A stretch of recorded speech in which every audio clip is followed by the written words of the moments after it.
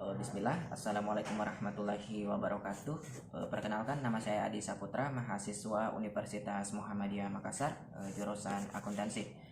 Baik, di sini saya akan membuat video pembelajaran terkait dengan mata kuliah akuntansi keperilakuan dalam rangka penyelesaian tugas akhir semester. Nah, adapun materinya terbagi dalam 3 sub pokok pembahasan utama. Yang pertama terkait dengan aspek teori kontingensi dalam akuntansi keperilakuan. Yang kedua, aspek keperilakuan pada desentralisasi. Dan yang terakhir, aspek keperilakuan dari prinsip akuntansi yang berterima umum. Jadi langsung saja mungkin kita masuk ke pembahasan atau inti materinya. Jadi silakan disimak videonya sampai akhir. Baik, kita masuk kepada bagian pembahasan pertama, yakni aspek teori kontingensi dalam akuntansi keperilakuan.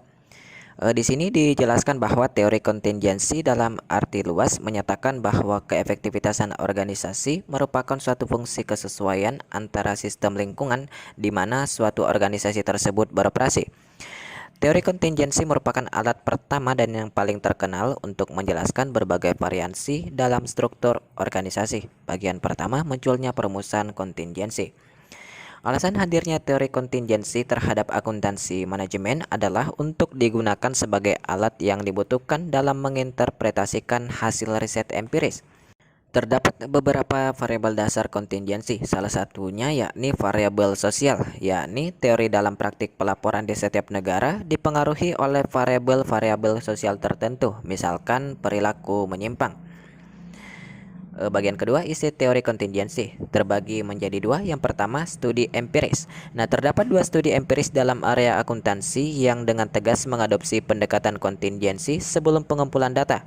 Ditinjau lebih lanjut bahwa dua di antara studi tersebut menggunakan faktor metodologi analisis yang memandang permasalahan dalam penafsiran dan perbandingan. Yang kedua, perumusan teoritis. Lingkungan, gaya pengambilan keputusan, dan karakteristik organisasi sebagai variabel kontingensi terpenting. Masing-masing dari variabel kontingensi tersebut dihubungkan dengan kondisi-kondisi yang sesuai dengan variabel sistem informasi akuntansi atau SIA.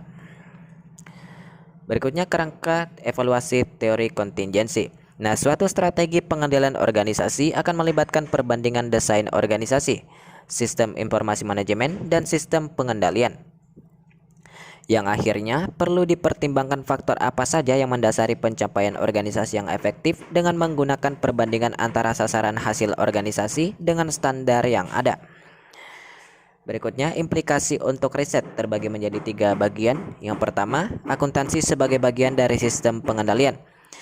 Studi efektivitas suatu sistem informasi akuntansi manajemen berhubungan dengan studi dari berbagai mekanisme pengendalian yang digunakan oleh organisasi untuk memengaruhi perilaku anggota mereka dan hubungan mereka dengan lingkungan eksternal. Yang kedua, efektivitas organisatoris. Penggunaan kerangka pengendalian menguatkan peran efektivitas organisasi dengan memperhatikan pada sasaran hasil organisasi, di mana sasaran hasil merupakan salah satu bagian terpenting dalam kerangka kontingensi. Terakhir, metodologi riset. Hubungan sebab akibat menjadi sesuatu yang sangat penting dibandingkan dengan asosiasi, di mana interaksi antar variabel diamati dari waktu ke waktu, sehingga menjadi lebih berharga dibandingkan dengan studi lintas bagian.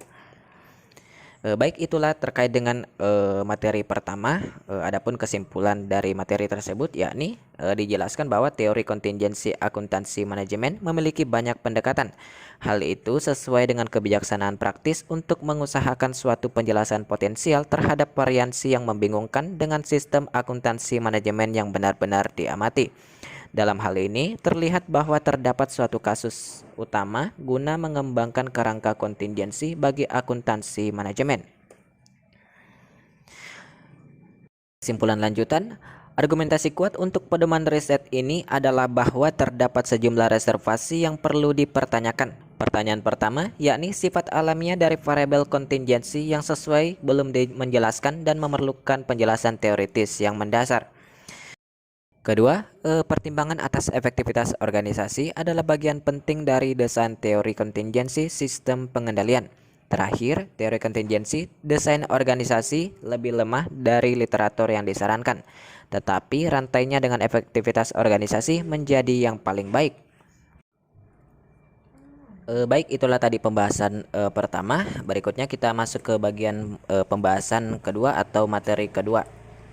Pembahasan kedua yakni terkait dengan aspek keperilakuan pada desentralisasi. Di sini dijelaskan bahwa perusahaan yang bertumbuh telah menghadapi masalah untuk melakukan reorganisasi dalam menghadapi pertumbuhan, penciutan, dan perubahan. Salah satu dimensi dari restrukturisasi organisasi yang telah memperoleh perhatian yang besar adalah dikotomi sentralisasi atau desentralisasi. Desentralisasi adalah bagian filosofis dan respon keperilakuan terhadap keperilakuan dari suatu lingkungan.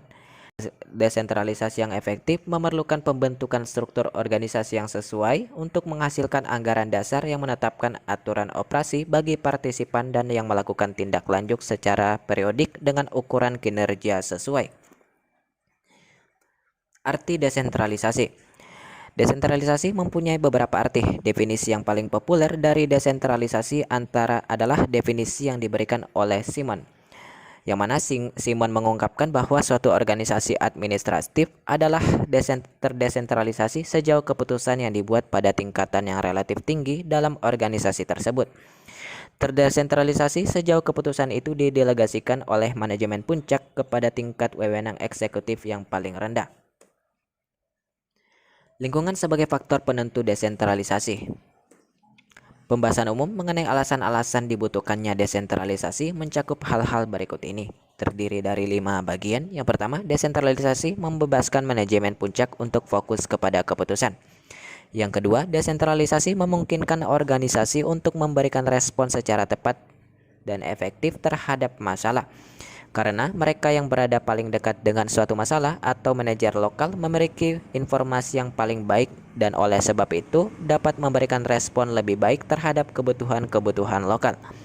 Yang ketiga, sistem yang terdesentralisasi tidak mampu menangani semua informasi rumit yang diperlukan untuk membuat keputusan yang optimal. Selanjutnya, yang keempat, desentralisasi menyediakan dasar pelatihan yang baik bagi manajemen puncak di masa depan. Terakhir, desentralisasi memenuhi kebutuhan akan otonomi dan dengan demikian merupakan suatu alat motivasional yang kuat bagi para manajer. Baik, itulah terkait dengan materi kedua. Berikut kesimpulannya. Dikatakan bahwa desentralisasi adalah satu dari dua pola organisasi. Dengan desentralisasi, berbagai hal yang terkait dengan organisasi telah didelegasikan ke tingkat yang lebih rendah. Meskipun demikian, terdapat aspek keperilakuan dari pihak penerima. Untuk menghindari perilaku disfungsional yang pada gilirannya dapat merugikan organisasi secara keseluruhan, diperlukan suatu kajian terhadap perilaku terkait yang mendasari desentralisasi tersebut. Lanjutan, terdapat banyak pihak yang dirugikan dan diuntungkan oleh desentralisasi. Setiap pihak bertahan pada pendiriannya masing-masing karena mereka memiliki lingkungan yang berbeda. Kondisi ini yang kemudian sangat potensial akan menimbulkan perilaku disfungsional ketika suatu ukuran tunggal digunakan dalam proses penilaian kinerja bagian masing-masing. Baik, kita masuk kepada materi ketiga terkait dengan aspek keperilakuan dari prinsip akuntansi yang berterima umum. Nah, di sini dijelaskan bahwa akuntansi dipraktikkan dalam suatu kerangka yang implisit. Kerangka ini dikenal sebagai prinsip akuntansi berterima umum atau sering kita sebut dengan PABU. Prinsip-prinsip akuntansi yang diterima secara umum dapat menjadi syarat bagi keputusan manajer serta juga sebagai ukuran kinerjanya. Bagian pertama, prinsip akuntansi berterima umum kecil versus prinsip akuntansi berterima umum besar.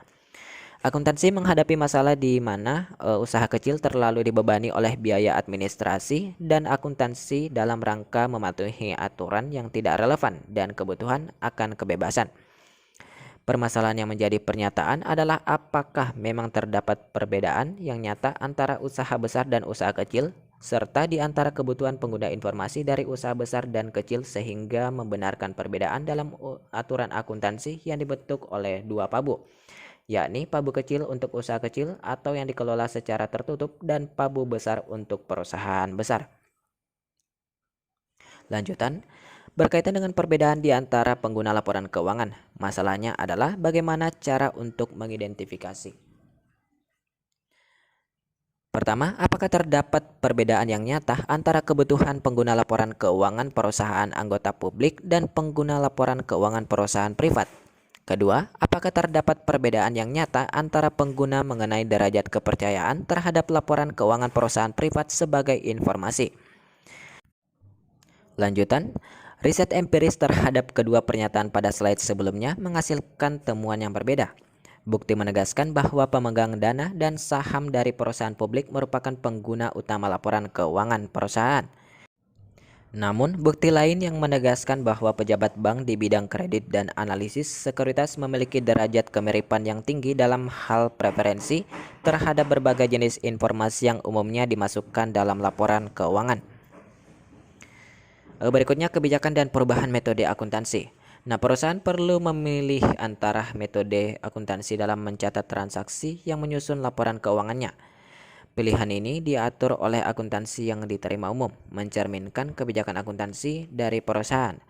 APB dalam opini nomor 22 Disclosure of Exceeding Policies April 1970, paragraf 6 mendefinisikan kebijakan akuntansi seperti pada slide berikut ini.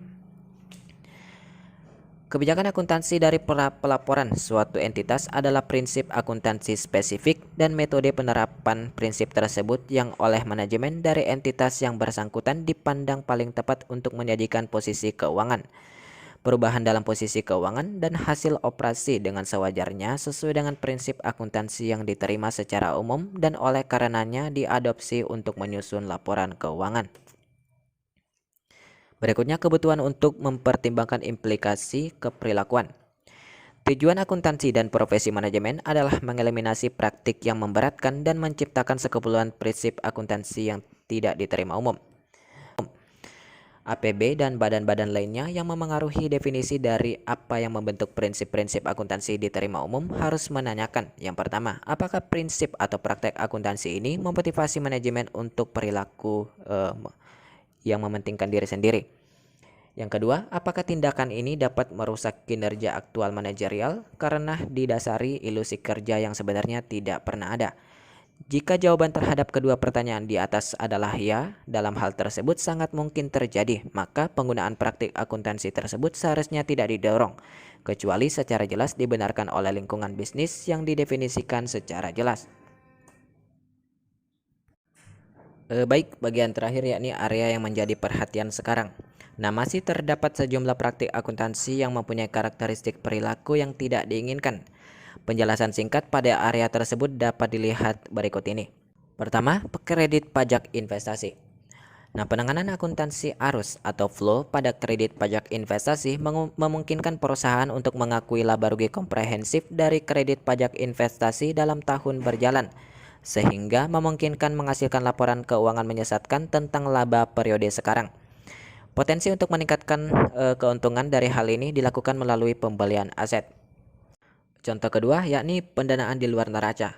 Nah, faktor yang signifikan dalam pertumbuhan perusahaan sewa guna usaha adalah praktik akuntansi yang tidak mengharuskan menyewa untuk mengapitalisasi pembayaran sewa mendatang dan menampilkannya sebagai kewajiban dalam laporan keuangan. Baik, itulah dia terkait dengan materi ketiga tadi.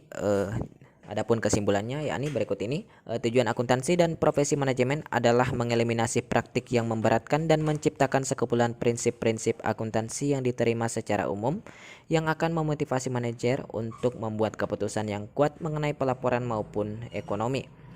APD dan pendahulunya yakni Komite on Accounting telah mengurangi sejumlah prinsip akuntansi yang tidak diterima secara keperilakuan atau tidak diterima secara umum.